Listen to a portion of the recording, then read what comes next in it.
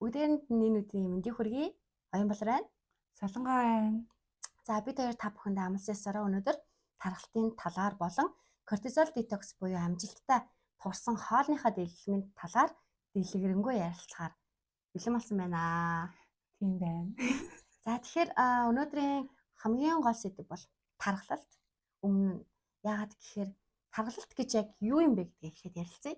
За тархалт гэдэг бол энгийн үгээр хамгийн энгийн үгээр ойлгомжтойгоор тайлбарлахад бол бидний бие мах бодод илүү л хэмжээтэйгээр өөх хоригдлогдохыг тархалт гэж нэрлэнэ. Тэгвэл тархалт гэдэг байгаа зүйл яагаад үүсэж байгаа юм бэ? Бид нар яагаад хүүхэд байсан шигэ идэж уудаг юм а зүгээр идэж уугаад явж байгаад тархахгүй байж болохгүй гэж тийм. Яагаад одоо тархлаад байгаа юм? Энэ талаар шалтгааны талаар солонгоо амч тайлбарч өгөөч. За би маш ойлгомжтойгоор тархалтын 5 шалтгааны талаар та бүхэндээ хэлж өгье. За хамгийн ихний шалтгаан бол амьдралын эд маяг. За энэ нь бол хэд илчлэг өндөртэй хоол хүнсийг хэрэглэх, өөх тосыг хэрэглэх, мөн хөдөлгөөн багтай байх. За хоёрдугаар шалтгаан нь бол дааврын шалтгаантай тархалт. Үүнд болохоор кортизол, инсулин, лептин, бамбайн даавруудын шалтгаантай тархалт. Гуравдугаарх нь болохоор генетикийн шалтгаантай тархалт гэж байдаг. Дөрөвт нь стрессийн шалтгаантай тархалт байна. Хамгийн сүүлд нь бусад эмгэгүүдийн шалтгаантай тархалт гэж байгаа. Үүнд бол кушингийн өвчин байна, бамбайн эмгэгүүд байна. Зарим төрлийн эмийн бодисын гаш нөлөөтэй холбоотой үүсэж байгаа тархалтыг ингээд 5 шалтгаан байгаа. За маш ойлгомжтой тайлбарсан байлаа. За тэгэхээр ерөнхийдөө бид нар бүгдээрээ энэ шалтгаануудыг наваад үзэхэд бидэрт ямар нэгэн байдлаар эдгээр шалтгаанууд байх нэ. Тэгвэл энэхүү тархалт гэдгийг одоо бид нар ингээл метр аваад хэмжээл за яг уу инжингийн индексийг тодорхойлоод нарийн мэргэжлийн эмчтэр очих юм бол тархалт гэдгийг тодорхойлоод авчиж болно. Гэхдээ хүмүүс ерөөхдөө л өөрөөгөө баримжаагаар тархалтаа мэдчихдэг тийм ээ. Тэгвэл яг уу энэ фитнесээр хичээлтэй за мөн ингээд айл болохоор энгийн ингээд харааны баримжаагаар тархалтыг тодорхойлоод тархалтыг хаана биеийн айл хэсэгт өөх хөрөмтлөгдсөн бэ гэдгээс нь шалтгаалаад мөн адил ангилж авч үзэж болдог. Үүнд бол болохоор хамгийн нэгдүгээр алим хэлбэрийн тархалт гэж байгаа. Яг алим шиг хэвлийсийн тархалт гэсэн үг тийм ээ. За мөн лир хэлбэрийн тархалт эмэгтэйчүүдэд маш илбэг байдаг. Дааврын шалтгаан үүсдэг тийм ээ. Лир хэлбэрийн тархалт гэж болно. Гуй өгцөг хэсгээр өөх хил хөрөмтлөгддөг гэсэн үг. За мөн дараах нь урвуу харсан гурвалжин буюу хөл өгцөг хэсэг нарийнхан боловч цээж мөр хэсэгт илүү хэмжээгээр өөх хөрөмтлөгддөг энэ тархалт байдаг. Яг нэг юм булдог шиг харагддаг. Тэр тархалт гэж болно. За мөн элсэн цаг хэлбэрийн буюу биеийн бүх гадаргууд жигд байдлаар өөх хөрөмтлөгдөхийг хэлж байгаа. Тэгвэл энэхүү тархалт гэд байгаа зүйл өөх гэхээр хөрөмтлөгдөх нь бидний бие галбаар гооцууд ч гэсэн сөргөөр нөлөөлдөг учраас олон зуун жилийн туршид энэ тархалттай тэмцээр иржээ. Тэгвэл тархалтын механизмыг маш энгийн аргаар тайлбарлах гэж оролдъё. За тэгэхээр та бүхэнд нэг зүйлийг зөвлөе. Та бүхэн нүдэндээ хаалга, түлхүүр, цоожийг төсөөлөд үзээрэй. За тэгэхээр бид нар гаднаас хүнсний бүтээгдэхүүн хэрэглэнэ. Гаднаас хүнсний бүтээгдэхүүн орж ирнэ. Хаалгыг түлхүүрээр онгойлгоно. Хаалга нэгтлээ. Гаднаас орж иж байгаа шинэ дэжилийн бодисууд эс рүү орлоо. Тэгээд тэр дотор бодисын солилцоо, хими, урвал маш нарийн зүйлүүд боллоо. Буцаагаад гараад хаягдах ёстой зүйл хаалга онгоолоо гарлаа. Ердөө ийм байх ёстой. Тэгвэл тэр хаалгыг түлхүүр онгойлгоно. Тэр түлхүүр цоочонд таарах ёстой. Тэгжээж хаалга онгойлно. Тийм ээ. Тэгээд ингээд биеийн бодисын солилцоо ингээд хэвээ ингээд явагдчих ёстой гэдэг. Энд маш олон нарийн зүйл оролцсон л тоо. Ингээл тайлбарч бол даавар оролцсон. За тэгээд мэдээж хими оруулаад бодисын солилцоонд бүх зүйл явагдана. Тэгээд нүүрс усны солилцоо, өөх тосны солилцоо гэдээ явагдана. Тэгвэл энэхүү тархалт дээр энэ хаалган дээр гаж өгсөждөг. Энэ түлхүүрэн дээр гаж хаалган гацна, түлхүүрэн дарахгүй байна тий. Тийм, түлхүүрэн зэвэрнэ гэх мэтчлээ. Тэгээд ирэхээр яах вэ? Хаалга онгоогоод гацчлаа гэж бодъё. Тэгэл тархалаад идэм байж тээ тий. Яг үнэ. Гадаас амар их хүнсний бүтээгдэхүүн төр хаалгаар хамаа намаагүй замбрааг ороод хөгжүүлэх гэж. Гарах ёстой юм гарахгүй, орох ёстой юм орохгүй гацчлаа штэ. Тэгэхээр бидэрт яа гэдэг ингээд тэгэхээр хүүе шинэ бүжилийн бодис татаад штэ юм идэ чи юм хэрэгтэй юм идэ чи юм болоо. Хэрэгтэй юм идэ чи солонгоо гэх. За тэгвэл хаалга ингээд түлхүүрэн гацчлаа ерөөс онгоохгүй тий. Тэнгүүд тэр түлхүүрэн гацаад орохгүй штэ. Тэнгүүд тэр эсрэг юу ч орохгүй. Тэнгүүд эс өлсөн. Өлсгөлөнд нэрвэлт бодисын солилцоо явахгүй зогсож байна. Идмээр санагдах уу тэгээд. Тэгэхээр идэ чи би өлсөд штэ. Юу ч явахгүй надад ингээд барилга барих гэсэн чинь тоосох хэрэгтэй юм гэдэг шиг би ингээ булчингийн масаа нэмгсэн чинь надад Мах уурах хэрэгтэй биш үү гэдэг тохиол. Одоо яаж тэр түлхүүрч хойжийг тааруулах уу? Хаалгыг яаж засах уу? Мэдээж хамгийн түрүүнд зүйл бол хэрвээ тэр түлхүүр зэвэрсэн байх юм бол зэвийг найрлах хэрэгтэй. Хаалга эвдэрсэн байх юм бол хаалгаа солих хэрэгтэй. Магадгүй түлхүүр хугарсан байвал түлхүүрийг солих хэрэгтэй.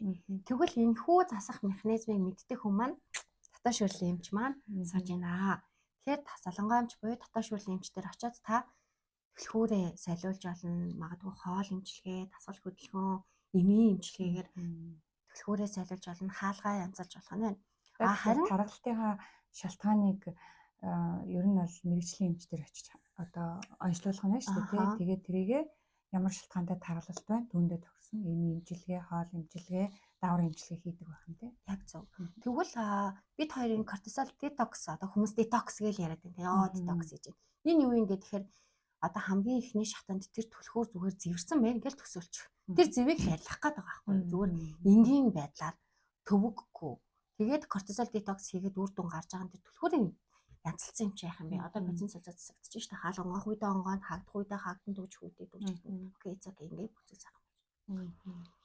Тэгвэл хамгийн түрүүнд тархалтанд маш их нөлөөлдөг зүйл бол кортизол даавар мөн үгүй мөн. Тэгвэл кортизол дааврын талаар та тайлбарлаж байна. За тэгвэл одоо бидний хамгийн их яриад байдаг би ер нь дааврын шалтгаантай л тархалаад байна. Би хоолны дэлэн барьж байгаа. Би хөдөлгөөн хийж байгаа юм нэ тархалаад байна. Энэ утамшлих уу, дааврын уу, бүх даавраа үзүүлмээр ингэж хүмүүс их ханддаг. За тэгэхээр өнөөдөр бид нар энэ даавар гэж асуудлыг ярий. Тэ? За тэгэхээр кортизол даавар маань бол бөөрийн дэд булчирхаагаас ялгардаг. Ийм даавар байгаа. Бид усан эрдэс болон бензин солилцоонд зохицуулахад оролцдог даавар. Энэ даавар стрессийн үед бид зохицуулахгүй өндөр ялгардаг. За тэгээд энэ даавар маань ихээр ялгараад ирэхээр яах вэ гэхээр шууд бусаар өөхөн хоригдлыг бий болгодог. Өөхөн хоригдлыг бий болгохдоо хаана вэ гэвэл хөвлийн хэсгээр илүү бий болгодог. Энэ нь бол төвийн тархалт буюу нөгөө алим элбийн тархалтыг хамгийн их үүсгэдэг шалтгаан бол кортизол. За хоёрдугаар шалтгаан нь бол кортизолын юу гэдэг вэ гэхээр стрессийн шалтгаантай одоо өөхөн хоригдлыг бий болгож байгаа шүү дээ. За энэс гадна инсулины дүжрэл буюу инсулин эсээ танихгүй байдлыг үүсгэдэг. За энэ инсулин гэдэг даавар бол бидний хоногт хэрглэж байгаа хүнсний бүтээгдэхүүний 60% нүүрс ус гэдэг. Энэ нүүрс усыг нөгөө эс рүү маань оруулж энерги үүсгэдэг. За тэгвэл инсулин даавар өөрөө ажиллаа хийж чадхаа болдог байна. Энэ кортизол даавраас болоод тэгэнгүүт яах вэ? Инсулин даавар ажил хаялт зарлчаар нөгөө эзэн нүүрс ус хоол хүнс маань хайчих уу? Цусны дотроо өндөр эргэлдэж жагаад нөгөө кортизолын маань тусламжтайгаар өөхөн хоригдлол бий болдог. Дараачих нь болохоор уургийн задралыг нэмэгдүүлдэг кортизол даавар. Ингээд ирэхээр яах вэ гэхээр булчингийн масаа алдаад маш их ядарч сүлддэг. Тийм учраас л ерөнхийдөө тарган хүмүүс их ядардаг шүү дээ. Асуул хийж явахдаа ч хүртэл ядардаг, ядарч сүлддэг. Тэгээ ядарч сүлдэх тусмаа улам таргалдаг. Ингээл нөгөө нэг тархалтын тойрог гэдэг юм үүсээд байдаг байна шүү дээ. Тэгвэл энэ хүү одоо ингээд кортизол даавар чинь угаасаа л биднийг өөхөн бөмбөхөл болох гээд байгаа даавар юм байна тий. Тэгвэл кортизолыг улам дэмждэг зүйл гэж юм байна уу? Бидний ингээд таны ажигласнаар нийгэмд кортизол мэдээж бол одоо кортизолын хамгийн их ялгаруулад байгаа юм бол стресс гэдэг байгаа шүү дээ тий. Стрессийн шалтгаантай бол нөгөө нэг юунууд үүсдэг. Одоо нэг жишээ яриа л та. Манай одоо үйлчлүүлэгч дундад тий нэг хүн байсан. Би өдөрт 6 ийг кофе уудаг. Тэгэхгүй бол нүдээ нэгээ ширээний ард суугаад ажиллаа би хийж чадахгүй байна гэсэн. Яагаад гэхэлэр тэр хүн кофе уухаар кофеин өндөр агуулдаг. Тэгээ кофеин яадаг вэ гэхээр төв мэдрэлийн системийг сэргийх үйлчилгээтэй. Төв мэдрэлийн систем сэргээд ирэхээр кортизолын ялгалтыг бас нэмэгдүүлээд байна. Ингээд ирэхээр нөгөө хүн маань ирч хүчтэй ажиллаа хийж эхэлдэг. Цаана юу болоод байгаа юм? Ядраад байгаа шүү дээ. Ядраад байгаа. За тэгвэл энэ хэдэн цаг үйлчлэв? 2-4 цаг үйлчлэн. За бүр байнга хэргэлдэг архаг ядаргаатай хүмүүс бол нэг бараг 2 цагийн зайтай. Тэр хүн бол одоо нэг 6 аягийг гэхэр чинь 2 цагийн зайтай л уугаад байгаа юм уу? Цаг гарны зайтай ч уугаад байгаа юм уу те? Инхээр яхаа гэхээр сэргэлээ унлаа явлаа. Өдөржин кофеин буюу кофе хэргэлцэн хүн орой очиж күн нойроо авчдаггүй. Тархисан амарч чадахгүй. Маргааш өглөө дахиад нөгөө кофегаа уухыг хүснэ. Энэ байдалтай ийм тойрогт орцсон. Энийг чи юуны тойрог гэдэг үлээ? Тархалтын тойрог гэж нэрлэдэг байгаа. Тэгэхээр яг кортизол кофегоо уугаад ядраал ажиллаа хийгээл ингээ явж байхдаа энэ тойргоосоо гарч чадахгүй хүмүүс яг уу энэ ядралтаа эдлэлээр тайлцдаг. Эднээс их идмээр байдаг, гоё юм идмээр байдаг. Тэр дундаа нүүрс ус идмээр байдаг. Яг үнэ. Амттай юм идмээр байдаг. Ингэжээж бид нар тэрийгэ тайлчин гэж бодож байгаа боловч энэ бол буруу. Тийм цаагаараа гүн ядралт бол тэр хүнд явагдаад л байгаа гэсэн. Кортизол ялгарчдагаараа ялгарсан. Зүгээр наавар нь бид нар маск төдий кофегоор л ингээл аргалаад байгаа болохоос би бүр аль хэдийнэ цагаан тугаа өргөд буугаад өгсөн байгаа гэсэн үг шүү дээ. Тэгвэл угаасаа хүчээр яваад байна шүү дээ. Stressed гэдэг үг чинь desserts гэдэг буурчдаг. Стресстэй хүн угаасаа хамттай юм гэдэг би цаанаасаа. Энийн шалтгаан чинь кортизол юм шүү дээ. Тийм үү? Тэгвэл та бүхэнд кортизолыг сонгомлоор буулгадаг 5 хүнсийг хэлье. Яагаад тэгэхээр кортизолыг хэдүүлээд буулгая л та. Өсөгдөг заавал зүйлийг. Яг кофег бол ууж болохгүй гэж бол хэлж байгаа юм биш. Би бол уух кофетэй маш дуртай. Кофений үнэр нь бол үнэхээр намайг бараг тайвшруулдаг. Тэгэхээр яг зохистой аягаа зохистой цаг хугацаанд л хийх. Би одоо 1-ээс аяг 2 аяг гэдэг байгаа шүү дээ. Тэ өдрийн хэрэглээг бол тэ. За тэгэхээр манай аян балар энэ бид нарт кортизолыг буулгадаг, шилдэг 5 хүнсийг хэлж өгч байна. За Монголын нөхцөлд бид нар кортизолыг буулгах боломжтой 5 хүнсийг нэрлэе. Хамгийн түрүүнд алмонд, хушиг, тэгээд хулууны үр.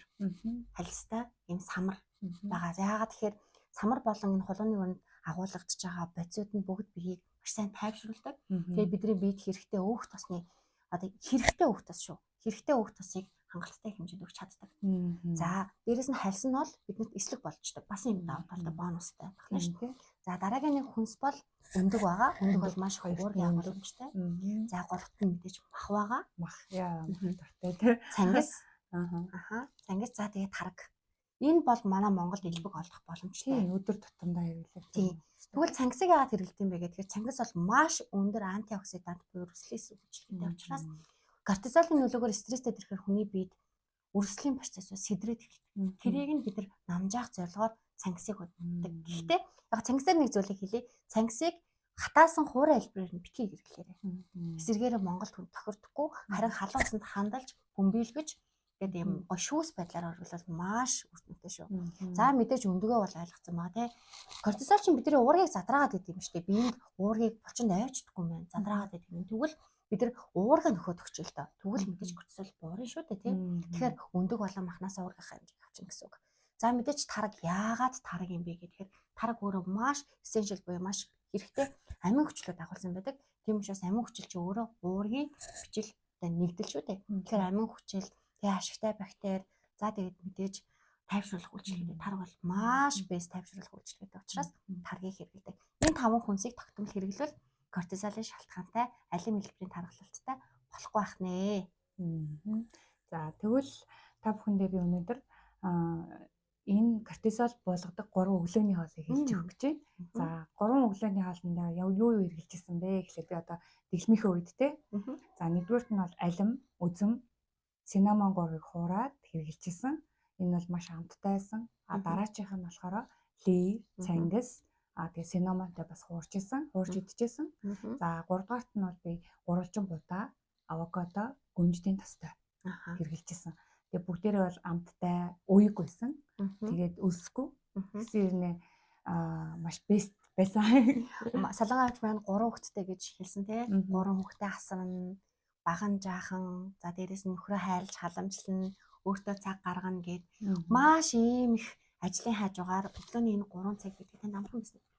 Амархан байсан. Амархан байсан. Тэгээд дээрэс нь бид хоёр өсөөгөө. Учираас кортизолын маш бага түвшинд барьж чадсан гэсэн. Тэгвэл түрүү солонгоомч мань хэлсэн шүү дээ. Кортизол даврал хэмнэлттэй байдаг гэж тийм. Ямар хэмнэлттэй вэ? Өглөөгөр маш өндөр байж байгаа. Тэгээд өдөр орой болоход маш багасдаг. Тэгээд яг энэ хэмнэлт тааруулж юу н хүн чинь ингээд бие мэдрээ цаанаасаа ингээд тэр хүнсээ бас тааруулаад хэрэгэлт юм байна л да. Би болохоор ингэдэг байхгүй юу? Үдээс хойш яг тэр кортизолын буух үе шүү дээ. 4-5 үед. Үнэхээр кофе уучаад ороолоо юмэр санагддаг. Яагаад тэгэхээр би тэр үед маш ядраад ямар ч юм хийхийг хүсдэггүй. Тэгээд тэр үед бол ороод өдөр 4-5 үед бол нэг аяг кофе уучдаг. Таны үед бол тохиромжтой. Би болохоор өдөр кофе уух. 11-аас 12 цаг үед кофе уухнаас бүр яг амар гоо санагдаад байдаг. Яа тэгэхээр ер нь ингээд өглөөний йога, өглөөний бясалгал, өглөөний хоол Яагаад амар чухал юм гэхээр бидний хүүхдүүд ч гэсэн мэдчихсэн ба шүү дээ. Өглөөгөр угаасаа тэр кортизол буюу бидний тархалуулаад даварч өндөр байд юм байна. Энийг өглөөний бид нар багасгаад стрессээ багасгаад өчгөр бүтэн өдрийн турш биднэрт өөх шаталт гэдэг процесс маш сайн явагдаж байгаа гэсэн. Өөх нийлэгжилт биш, өөх шатах процесс. Тэр өөхийг бид нар яах юм хадгалахгүй энийг чинь зарцуулдаг юм байхгүй юу те. Эсвэргээр нь бид нар уургийг бидээ шимэгдүүлэх хэрэгтэй байхгүй гэдэг мессежийг л өглөөнөөс нь эхлээл бидээ өгөөд байсан гэсэн. 21 хоногийн хугацаанд өгчхөөр чинь бид нар хүссэн хүсээгүүдээр бицэн сэлцээ засагдана шүү дээ. Тийм ээ. За тэгэхээр бид нэр өнөөдрийнхөө бичлэгээр та бүхэндээ тархалалт тэр дундаа кортизол дааврын шалтгаантай тархалалт тэгээд мөн кортизол дааврыг хэрхэн болгодог шилдэг хүнс болон өглөөний цаг та бүхэндээ санал болголоо. Тэгээд ерөнхийдөө бол одоо кортизол дааврыг ер нь юу буулгадаг юм бэ те хоол хүнснээс гадна. Тэгээд тэр талаар бас дэлгэрэн товчхондоо та бүхэндээ бас хэлж өгье гэж бодож байна. Нэгдүгээр нь мэдээж зөв хоолтон дээр бол бид нар саяны хүнсүүдээ бас сонгоод хэрэгжилж байна. За хоёрдугаарт нь бол нөгөө кортизолыг нэмэгдүүлээд байгаа үндсэн шалтгаан нь стресс байгаа. Стрессээ бууруулах хэрэгтэй. Үүнд бол дасгал хөдөлгөөн тэр дундаа йога бясалгалууд бол сүүлийн үед те маш зөв сонирхолтой болж ирээд байгаа юм хэлэхгүй. За тэгээд дасгал хөдөлгөөн, зөв хооллолт, гүн нойр авах хэрэгтэй байна тий. Гүн нойр. За эдгээр зүйлүүд маань бол кортизол дааврыг хэвийн хэмжээнд барихад туслана. Нэг юм март. Тэр нь болохоор үнэхээр эдгээр зөв амьдралын хэв маягтай ийм байгаа хэрнээ таны энэ дааврын түвшин өндөр байгаа юм шиг та түүний тархалттай байгаа бол дотоод шүүрхийн хэмжээд хандаад гормон дааврынхаа түвшин бас хэмжүүлсэн зөв гэж бодож байна. Яг байна. Тий. Тэрнээс гадна одоо ингээд дэглэн бариад эдгээр аргуудыг хэрэгжилж явахдаа жингээ банк тогтмол хэмж агаарай. Таны жин доктортой хэмжээгээр бууж гин үү гэдгээ бас ажиглах хэрэгтэй. Юунаас олгоцчих. Эдгээр аргууд нь одоо танд үр дүнтэй байна уу гэдгээ бас хянахан зөв. За тийм байна. Тэгэхээр өнөөдөр бит хоёрын бичлэгтэй хамтаасанд маш их баярлалаа. Тийм би нэг зүйлийн талаар хэлж тийм юм. Хүмүүс ингэ бясалгал гэдгийг амар сүртэй хүлээж авдаг. Бясалгал гэдэг чинь зүгээр бид нар яг тухайн моментод л өөрийнхөө бие, өөрийнхөө мэдрэмжийг анзаарч ажиглах процесс юм. Нүдэн ханаад гэж огтхонч биш. Ном унших чинь бясалгал, аяг тав гугаах чинь бясалгал. Хүнтэй чин сэтгэлээсээ ярилцах хүртэл цаана бясалгал явчихдаг. Тийм учраас бясалгал гэхээр амар сүртэй хүлээж авахгүйгээр энгийн зүйлүүдтэй яг агшиндаа амьдраад эхлэх юм бол кортизол дааварт баяртай гэж хэлж чадах нэ. Гэтэ бүр баяртай гэхгүй тэр чинь бас ажиллаа хийж байгаа тат. Мэдээж кортизол дааврын замбраагүй ялгалтанд баяртай гэж хэлчихье. За дараагийн бичлэгээрээ уулзъя. Дараагийн бичлэгээр юу ярих вэ? Ингээл тусагчлаа. Тасгал хөдөлгөөр. Тэр хэлэх үү?